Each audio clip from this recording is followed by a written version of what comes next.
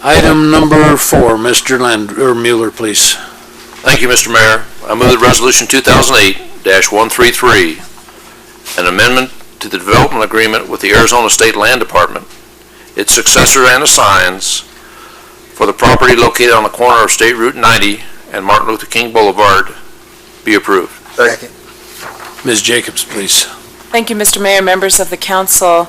As you will recall, several years ago, the city returned to the State Land Department approximately 40 acres that was purchased in 1978, but was done so without benefit of an auction, and was determined that the only way that that property could be turned into commercial property, it would need to be returned to state land so that they could auction it properly. That was done, and the successful purchaser of that property was the Walmart Corporation, and this particular item is amending a development agreement that was negotiated with the Arizona State Land Department as part of the process in returning that land to them, which included several key considerations that benefited this community for whatever future development was going to occur on that property. Namely, the two major provisions of that agreement included design standards, design and site standards, since we did not officially have architectural guidelines or site guidelines in place. And the other one was a contribution towards a future bridge that will cross the wash north of this property on the extension of Avenida Escuela when that occurs in the future. The agreement says that Walmart will be responsible for 50% of the cost of that bridge, not to exceed $1 million. So those are the primary items, and of course it's detailed in your attachment. What this amendment does is it adds a few additional details. First of all, it confirms that Walmart is the successor and assigned to the original development agreement. The second thing that it does is it allows for the city to apply for some additional land from the State Land Department for a proper alignment of Escuela as it moves forward to the north in order to free up some land on Walmart Plaza. The site plan that's on your visualizer at the moment shows the entire site outlined with the Super Walmart to the south and the Sam's Club to the north. Escuela will be extended on the west side of that property, and the reason why the city is agreeing to apply for that land is that when it's a right-of-way acquisition, the State Land Department is not required to go through an auction process.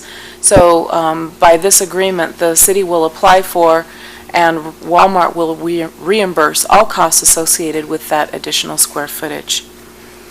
In addition, by attaching a copy of the most recent site plan as well as a copy of the most recent architectural renderings, this agreement, rather than going through and nitpicking, making minor amendments by line to the previous agreement, that is accepting that the site plan and the architectural renderings meet the intent of the original development agreement, which, as you know, was broad and was done with the best we could, not knowing for sure what was going to go on that property.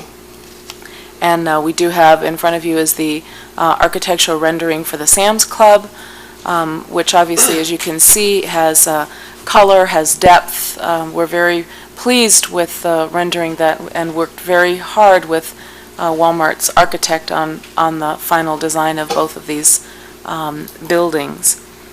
The other few things that this does is it incorporates energy and water conservation requirements into this building. The first thing that it does is it indicates a minimum number of energy efficient items that Walmart agrees to include in its building, from skylights to energy efficient grocery cases and heating and cooling and things like that.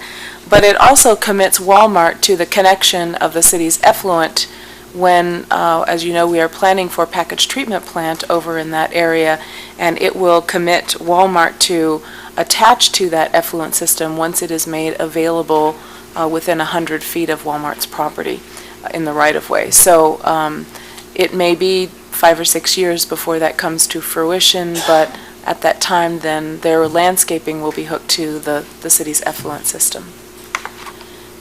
Also, it incorporates an additional landscaping requirement for a multi-use path that Walmart is constructing on the north side of its property.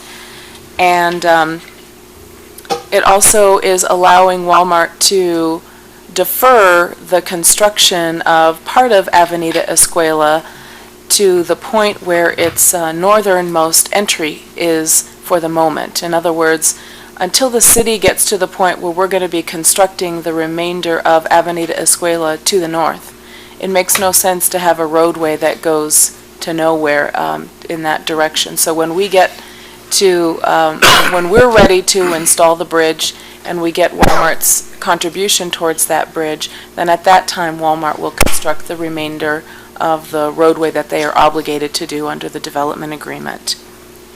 The other, Walmart has a requirement for some fill on their property in order to even the elevation. The city has some material that is over at the airport from a previous project, about 120,000 cubic yards, and the city is making available that material if it meets Walmart's needs in exchange for additional contribution towards the traffic signal at Avenida Escuela and Martin Luther King. Under the original agreement with the State Land Department, Walmart is obligated to pay half of the cost of the signals at Avenida Escuela and Martin Luther King, as well as Martin Luther King and the what is now the Lowe's entry point. So they will need to reimburse Lowe's for half of the cost of that signal. Once they add the rest of their legs, they'll obviously have to add some additional equipment in there. And so if they use any of the material at the airport, then the city will get some benefit from it, depending on the amount that they use, if anything. Finally, the last thing that it does is it specifies which of the sections of the original development agreement apply to the out parcel. And since the out parcels are not big box stores, we added some flexibility that took into account the fact that the architecture needed to incorporate the equipment and whatnot adjacent to their property, not on the roof, as it would be done on a large box store and a number of other things. So that is detailed in the remainder of the property. Michael Quattrone and James Duggar from the architecture and engineering firms that are working with Walmart are here this evening if you have any specific questions. And of course, Mr. Dooley is here from our city engineering staff, and we would be happy to answer any additional questions you may have, Mr. Mayor. Okay. Thank you, Ms. Jacobs. I think the only thing you didn't cover, because it's not in the development agreement, is there a construction and opening schedule?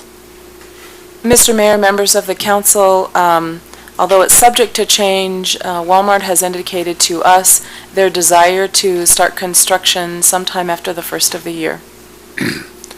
Okay, thank you. Gentlemen, have you anything you'd like to add? No, I think Ms. Jacobs did a great job. Yeah, I think she did too, yeah.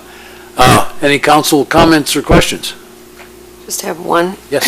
When you're talking about the outlot, this would be for additional retail services. Was there any preference for the type of retail establishments that Walmart would like to attract? Mr. Mayor, Councilwoman Husking, the outlots are actually going to be controlled by another developer. And I think that they are exploring a variety of other retail and restaurant opportunities at this moment. And to my knowledge, they don't have anything firm in place, but we are continuing to work with them on the site design. Thank you. With that, Mr. yes. Mayor, I might go ahead. just mention that the architectural guidelines do apply to the outlots, so the buildings will need to be consistent with the architecture that will be in place with the Walmart and the Sam's Club, so it will have a nice cohesion to the entire property. Any other questions? All in favor? Thank you, Ms. Jacobs. Thank you, Jeff.